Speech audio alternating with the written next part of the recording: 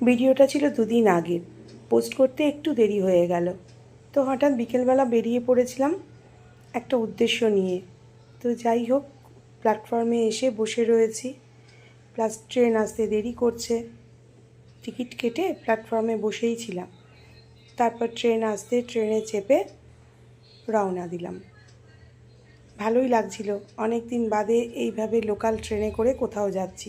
খুব একটা বেশি দূর না, কিন্তু তবুও বেশ ভালোই লাগছিল। ট্রেনে খুব ভিড় ছিল না, আবার খুব ফাঁকাও ছিল না। তো বাইরের পরিবেশ দেখতে দেখতে আমরা পৌঁছে গেলাম যথারীতি গন্তব্যে।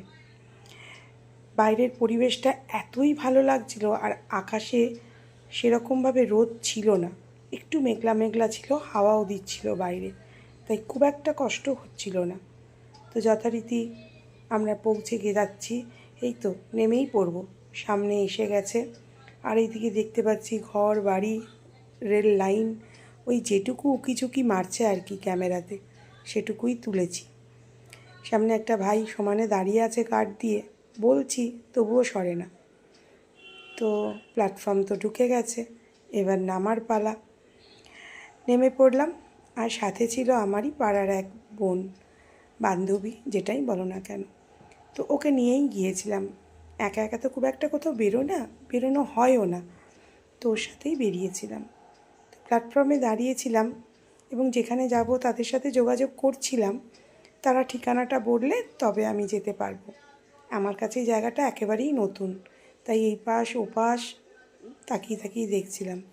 সব থেকে একটা ভালো ব্যাপার দেখলাম, দুটো প্ল্যাটফর্ম রয়েছে, একটা আপ আর একটা ডাউন। ভালোই লাগছিল, কোটা খারাপ লাগছিল না। আর এই দেখো, প্ল্যাটফর্মের মধ্যে বসে আছে বাজার, সেগুলোকেও দেখছিলাম। আর এই যে অপেক্ষা করছিলাম তাদের ফোন আসার, তো এখনও আসেনি দেখে প্ল্যাটফর্মে একটু ওয়েট করতে হয়েছিল। এই যে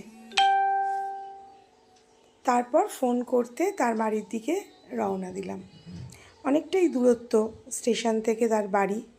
এদিকে যেতে যেতে দেখছি একটু সন্ধে হয়ে গেছে, তো একটু মিষ্টি নিয়ে তার বাড়ির সামনে গিয়ে উপস্থিত হলাম।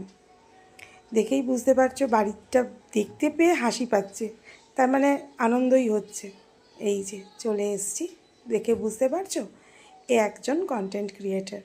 মোটামুটি ফেসবুকে ভালোই ফলোয়ার্স রয়েছে এবং ভালোই নামডাক রয়েছে। তো ওর কাছে এসেছিলাম নিজের কিছু সমস্যার কথা জানাতে। ফেসবুক নিয়ে অনেক দিন কাজ করছি এবং সেখানে সমস্ত কিছু সেট আপ ঠিক আছে কি না সেই ব্যাপারটা একটু ঝালিয়ে নেওয়ার জন্য।